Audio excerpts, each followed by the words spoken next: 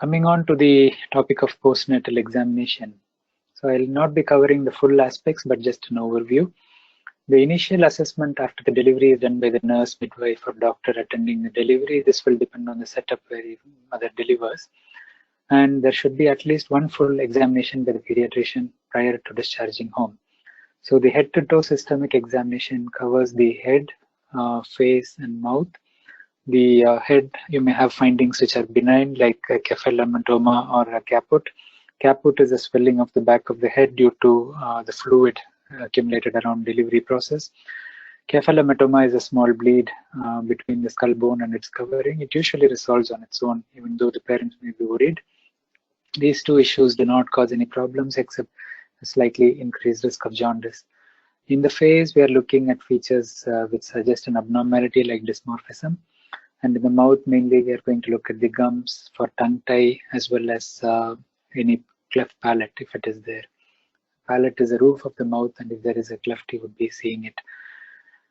Examination of the cardiovascular system. This should include feeling the femoral pulses, especially after 24 hours of life.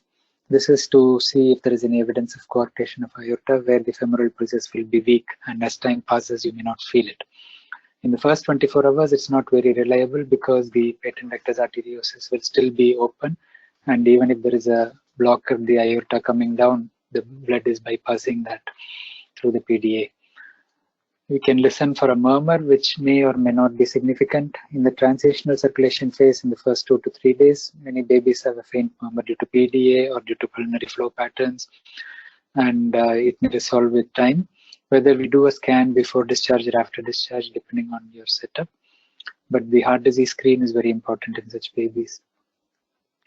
Respiratory system, obviously, you're looking at the breathing pattern, air entry bilaterally, whether there is any concern.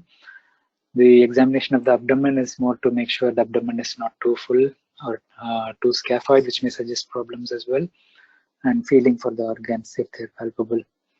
Examination of the central nervous system, including the tone and the reflexes, is important. Obviously, questions about how the baby is feeding will guide us on how the baby is overall as well.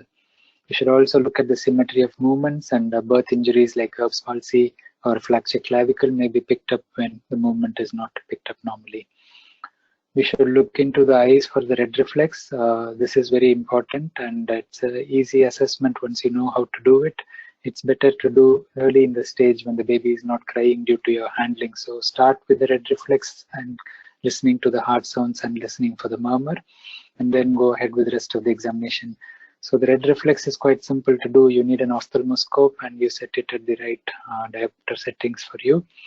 And you have to keep it, hold it close to your eyes, obviously, and then keep it about 30 centimeters from the baby's eyes when the eyes are open. You have to shine light into the pupils, and if you see a red reflex in the background, then it's a positive sign. If you don't see the red reflex, you have to wait patiently. Sometimes when the baby moves, you still see the vessels. A pale fundus may be normal in the dark skin races.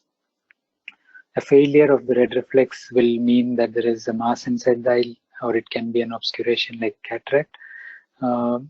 So it needs further review with ophthalmologist.